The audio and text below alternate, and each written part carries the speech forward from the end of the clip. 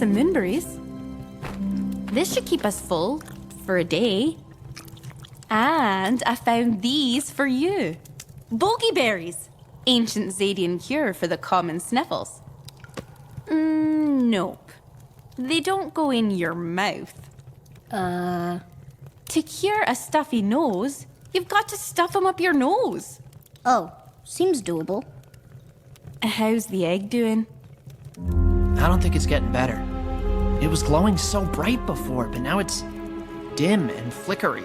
It's even darker than when I left. We gotta find help.